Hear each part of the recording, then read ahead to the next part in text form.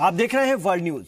अमेरिकी सदर Donald Trump की अगर हम अब बात करते हैं तो उनकी हिदायतों के बाद और उनके फैसले के बाद अब खास तौर से अफगानिस्तान से भी अमेरिकी फौजों की खास तौर से वापसी के इम्कानात नजर आने लगे हैं। अफगानिस्तान से भी अमेरिकी फौजों को वापस बुलाने का फैसला लिया गया है।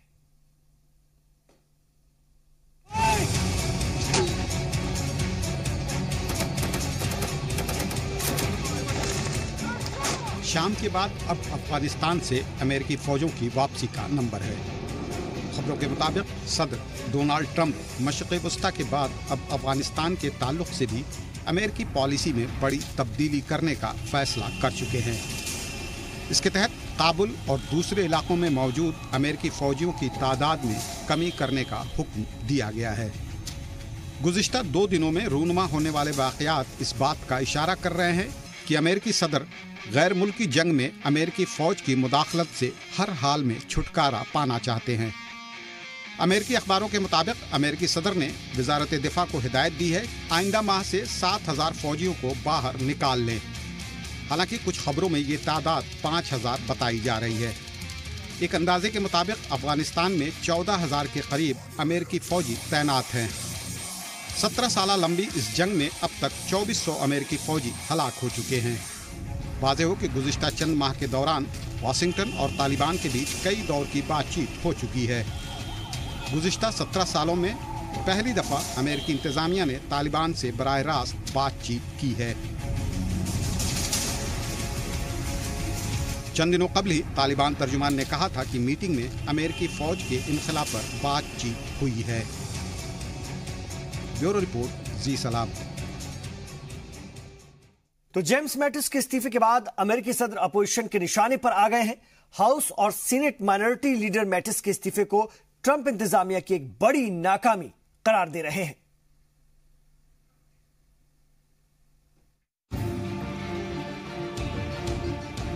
अमेरिकी बहरिया के साबिक जनरल जेम्स मैटिस नाटो और अमेरिका के रवायती हलीफों के जबरदस्त हामी रहे हैं, जो उनके और ट्रंप के दरमियान इख्तिलाफ का अहम सबब बना। कहा जाता है कि मैटिस सदर ट्रंप के अमेरिकी फर्स्ट की पॉलिसी से इत्तेफाक नहीं रखते थे। मुख्तलिफ मौके पर सदर ट्रंप ने अपने वजीर दिफा की राय के खिलाफ जाकर फैसला किया। जेम्स मैटिस के इस्तीफे के बाद अमेरिकी सदर अपोजिशन के निशाने पर आ गए हैं। House minority leader Nancy Pelosi ने कहा कि मैटिस के इस्तीफे ने उन्हें हिला कर रख दिया।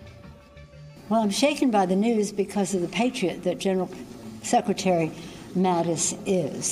I think that everybody in the country should read his letter of resignation. It's a letter of great patriotism, respect for the president, but also a statement of his values.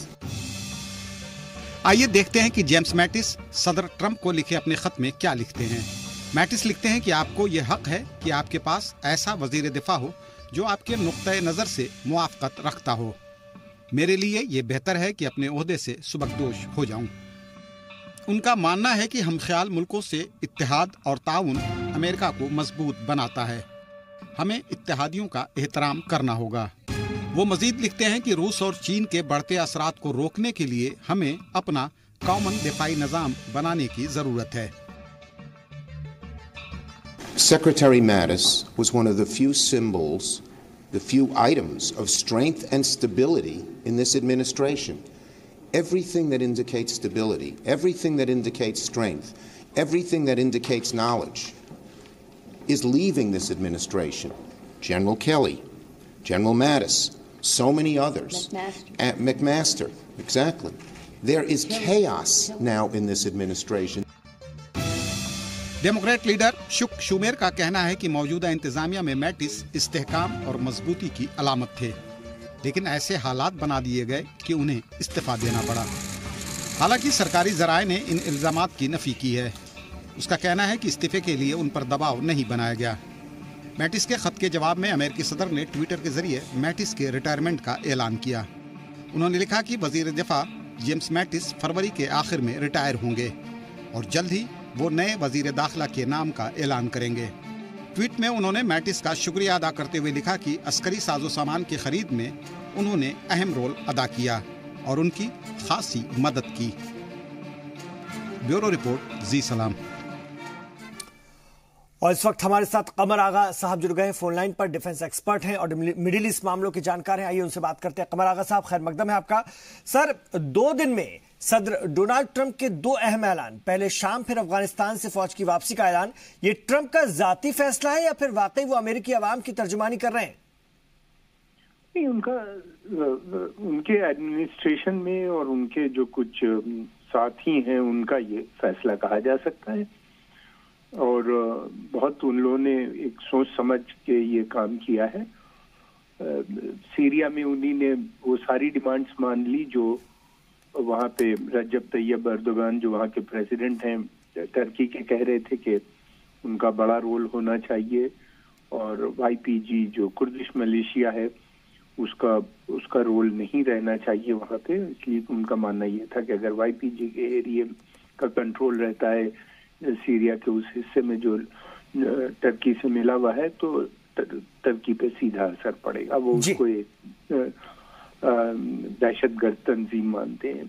اور افغانستان میں یہ ڈیمانڈ تھی طالبان کی کہ فورن troops جتنے باہر کے غیر ملکی افواج ہیں وہ وہاں سے وڈرا ہونے چاہیے، انہی نے اس کو بھی لگتا ہے مان لی، آدھے کا بھی، اور بعد میں باقی بھی دھیرے دھیرے وہاں سے وہ وڈرا کریں گے۔ تو ورچولی انہی نے دیکھا جائے تو افغانستان کو پاکستان کے حوالے اور سیریا کا جو پارٹ ہے جہاں پہ وقت کرائسس چل رہی ہے وہ اس کو انہی نے۔ لیکن قمر آغا صاحب، وہاں پر وزیر خارجہ وزیر دفاع کا بھی استعفیٰ ہو گیا، آپ کو نہیں لگتا کہ ملکی اور غیر ملکی سطح پر امریکی صدر کے لیے مشکل پیدا کر سکتا ہے؟ تھوڑی بہت مشکل ہوتی ہے، پریزیڈنٹ کے پاس بہت پاور ہوتی ہے۔ دیکھیے اصل میں پالیٹکس اس وقت ایران کو چاروں طرف سے گھیرنے کی ہے۔ غور طلب یہ ہے کہ ترکی، افغانستان، پاکستان، یہ 3 ایسے دیش ہیں جو ایران کے چاروں طرف نیبر ہیں۔ ان کا جو اس وقت ٹرمپ کا جو مین موقف ہے وہ یہ ہے کہ کسی بھی صورت سے ایران کے اوپر اتنا پریشر بلڈ اپ کرو کہ وہ اپنی پالیسی میں بدلاؤ لے آئے، اور یہ بھی ہے کہ اگر وہ نہیں لائے گا تو جنگ کے بھی خطرے ہیں، بائی فورس ریجیم چینج کے بھی بات بن سکتی ہے۔ تو اس میں ان کے لیے طالبان ایک ایسی حکومت ہوگی وہاں پہ اگر آئیں گے پاور میں، اس لیے طالبان کے ساتھ کوئی پاور نہیں شیئر کر پائے گا، یہ جو گورنمنٹ ہے یہ نہیں چل پائے گی، تو وہ ایران سے اچھے رشتے نہیں رکھے گی، الیکٹڈ گورنمنٹ رکھتی ہے۔ سیریا بھی ان کے ساتھ کوآپریٹ کرے گا اور پاکستان بھی یہی چاہتا تھا۔ ٹھیک ہے، بہت شکریہ آپ کا قمر آغا صاحب اس اہم بات چیت کے لیے اس خبر پر۔ ادھر شام اور افغانستان سے فوج واپس بلانے کے فیصلے پر امریکی وزیر دفاع جیمز میٹس نے اپنے عہدے سے استعفیٰ دے دیا ہے اور صدر ٹرمپ نے ان کا استعفیٰ منظور بھی کر لیا ہے۔ میٹس 28 فروری کو اپنا عہدہ چھوڑ دیں گے اور ٹیلرسن کے بعد امریکہ انتظامیہ کے وہ دوسرے بڑے لیڈر ہیں جنہوں نے پالیسی اختلاف ہونے کے سبب ٹرمپ انتظامیہ کا ساتھ چھوڑا ہے۔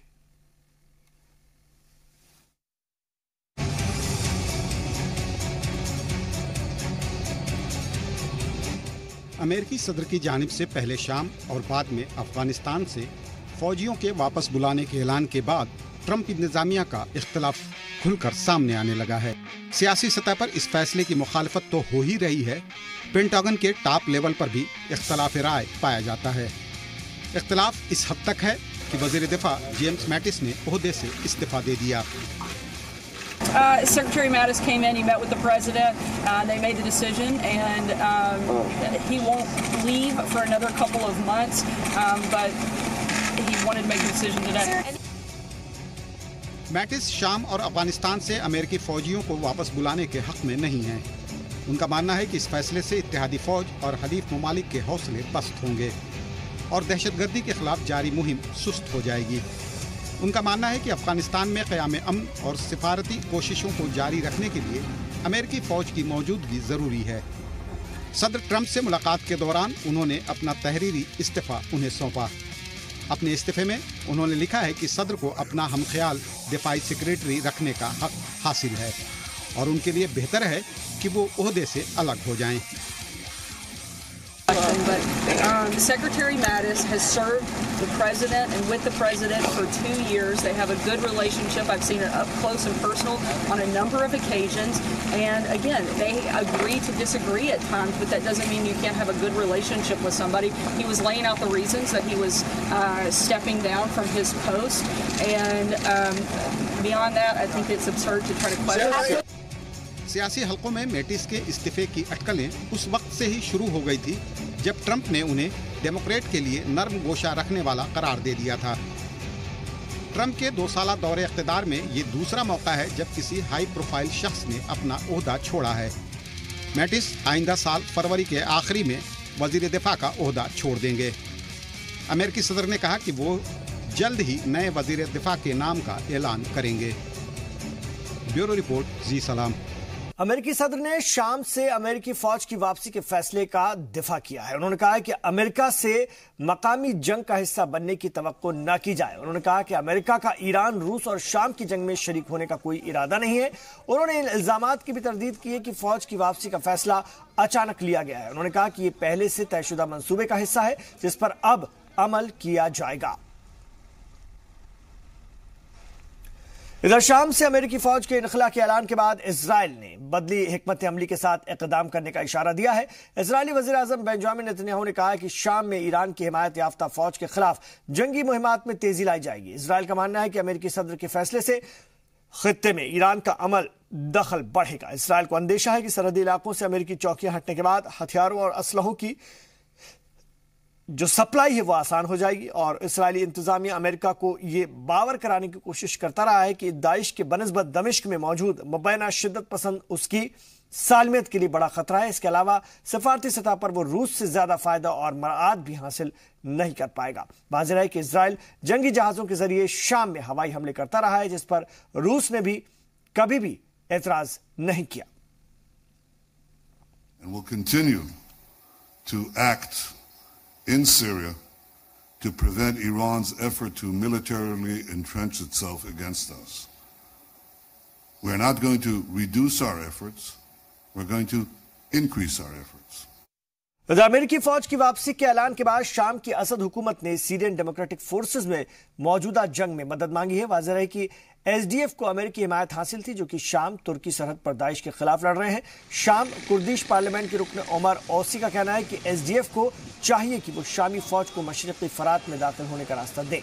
वाज़ेह है कि इस इलाके में एसडीएफ के सामने तुर्की फौज का खतरा मंडरा रहा है। तुर्की हुकूमत इन्हें दहशतगर्द तंजीम करार देती है और यह मसला अमेरिका और तुर्की के दरमियान तनाज़े का भी सबब बना है। डेमोक्रेट का यह इल्जाम भी है कि एर्दोगान से एक डील के तहत शाम से फौजें वापस बुलाने का फैसला किया गया है। मकामी लीडरान का कहना है कि तुर्की की मुमकिना फौजी कार्रवाई का एसडीएफ और शामी अफवाज को मिलकर मुकाबला करना होगा। أنا أناشد هؤلاء الأخوة بالتنسيق الكامل بغرفة عمليات عسكرية. हम इन भाइयों से शामी फौज के साथ भरपूर ताउन की अपील करते हैं। उन्हें मशरिकी फरात का रास्ता खोलना चाहिए ताकि शाम की फौज इन इलाकों में दाखिल हो सके। ये हुकूमत की जिम्मेदारी है। मेरी अपील है कि एसडीएफ के लोग शामी फौज में शामिल हों ताकि तुर्की के मुमकिना हमले का मिलकर सामना किया जा सके।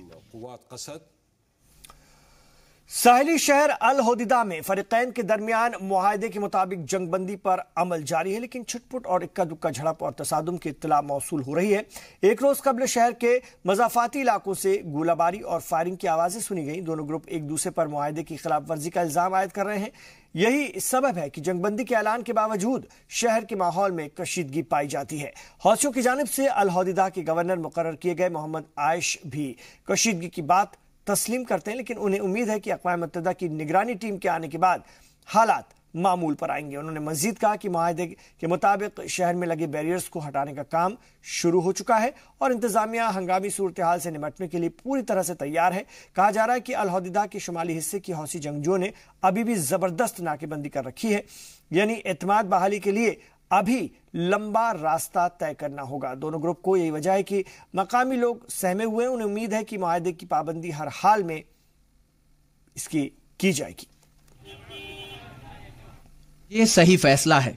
लोगों में तहफ्फुज का एहसास पैदा हो रहा है। सालों बाद मुल्क में हरकत पैदा हुई है। बेघर लोग घरों को लौट रहे हैं। आम शहरी के लिए ये एक मुस्बत कदम है, लेकिन फायरिंग की आवाज सुनी जा सकती है, यानी मुआहदे की खिलाफ वर्जी हो रही है। बावजूद इसके हम में तहफ्फुज का एहसास कायम है।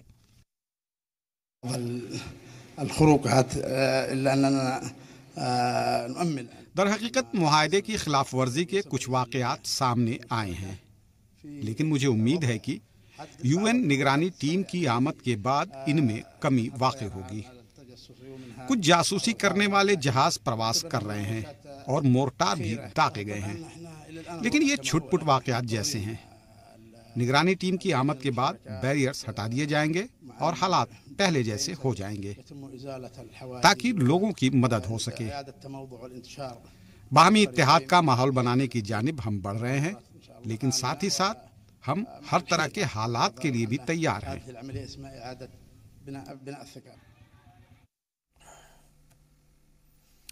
اور حدودہ جنگ بندی کے باوجود کشیدگی جو ہم نے دیکھا، شیلنگ کے واقعات بھی ہوئے اور چند ماہ میں مکمل جنگ بندی کی امید مقامی باشندے پر امید ہے۔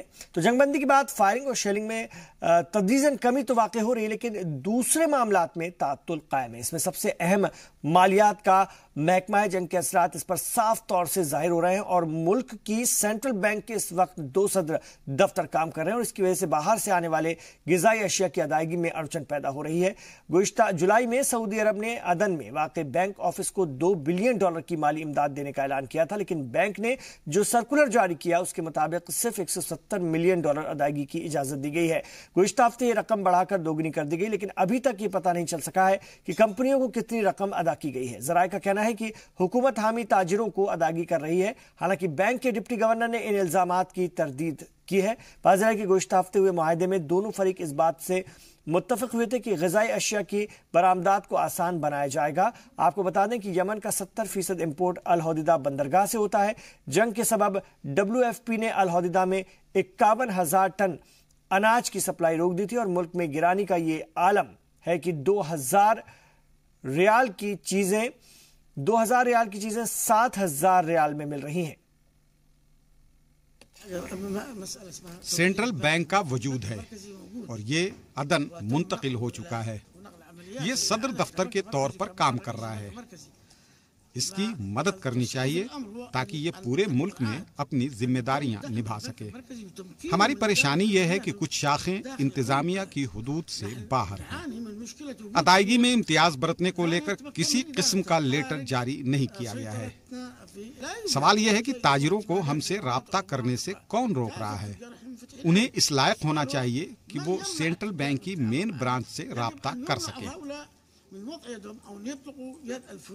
وسطی ایشیا اور سابقہ USSR سے آزاد ہوئے ازبکستان اس وقت بے روزگاری اور افلاس کے مسائل سے جوجھ رہا ہے۔ ملک کے تقریباً 30 لاکھ شہری روزگار کے لیے خاص طور سے باہری ملکوں میں کام کر رہے ہیں اور بڑھتی بے روزگاری کے لیے حکومت کی سخت معاشی پالیسی کو ذمہ دار مانا جا رہا ہے۔ حکومت آج بھی سابق صدر السام کریموف کی پرانی پالیسی پر عمل کر رہی ہے۔ ملک کی مارکیٹ آج بھی سبھی کے لیے نہیں کھلی ہوئی ہے۔ ازبیک عوام ان کے جانشین اور موجودہ صدر شوکت مرزیوف سے ملک میں معاشی اصلاحات نافذ کرنے کا مطالبہ کر رہی ہے۔ سرکاری اعداد و شمار کے مطابق ملک میں بے روزگاری کی شرح 5% ہو چکی ہے، حالانکہ صدر اس سے خود کی ہی اتفاق نہیں رکھتے ہیں۔ اقوام متحدہ کی جنرل اسمبلی نے پہلی دفعہ ایک ایسی قرارداد کو منظور کیا ہے جس میں کہ دیہی علاقوں سے غریبی ختم کرنے کی تجویز پیش کی گئی ہے۔ جنرل اسمبلی نے دنیا سے مغربی علاقوں میں خاص طور سے غریبی ہٹانے کے لیے 2013 کا ہدف معین کیا ہے اور اس تجویز کو چین اور 77 ممالک کے گروپ G77 نے پیش کیا۔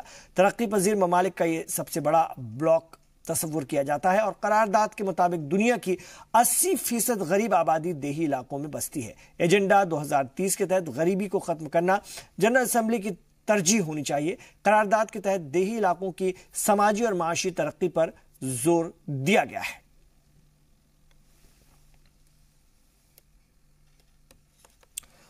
امریکہ اور میکسیکو سرحد پر بننے والی دیوار کے لیے امریکی صدر نے جس فنڈ کا مطالبہ کیا اسے سینٹ شاید ہی منظوری دے۔ ڈیموکریٹ سینیٹر اور سینٹ میں مائنورٹی لیڈر شک شومیر نے کہا کہ صدر کو سینٹ میں 60 ووٹ نہیں مل پائیں گے۔ کہا جا رہا ہے کہ دیوار بنانے کا خصوصی فنڈ ٹرمپ کی خوشنودی حاصل کرنے کے لیے پیش کیا گیا ہے۔ واضح ہو کہ صدر ٹرمپ نے سینٹ کی جانب سے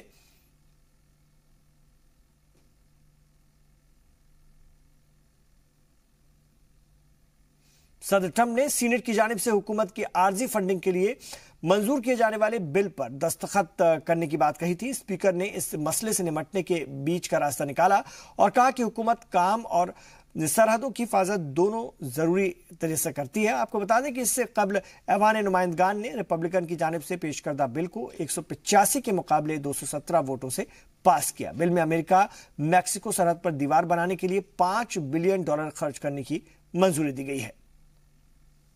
Ayes are 217 and the nays are 185. The motion is adopted without objection. A motion to reconsider is laid on the table. Afghanistan में इस वक्त कुएं की खुदाई कारोबार का अहम जरिया बनता जा रहा है और इसकी वजह मुल्क में खासतौर से मुसलसल कहत का पड़ना है। गुज़िश्ता सितंबर से कहत ने मुल्क को तहस नहस कर दिया है और इस काम में लगी एक कंपनी का कहना है कि रोजाना ही किसी न किसी इलाके में वो खुदाई का काम कर रहे हैं और पहाड़ और पथरीला इलाका होने के सबब यहां पर एक कुएं की खुदाई में 7 से 12 दिन लगते हैं। कंपनियों का कहना है कि इन दिनों एक माह में 10 से 15 कुएं खोदने का ऑर्डर मिलता है। पानी की सतह नीचे होने से यहां पानी निकालना और मुश्किल हो गया है। साफ पानी के लिए आप यहां पर 150 मीटर गहराई तक खुदाई करनी पड़ती है। वाज़ेह है कि कहत साली से पहले यहां 50 मीटर तक पानी मिल जाया करता था।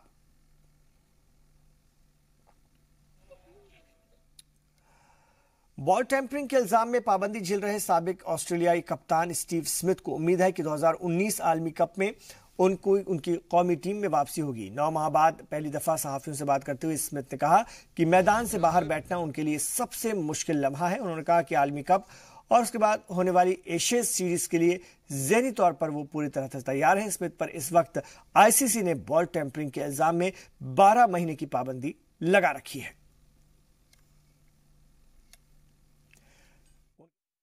Going okay.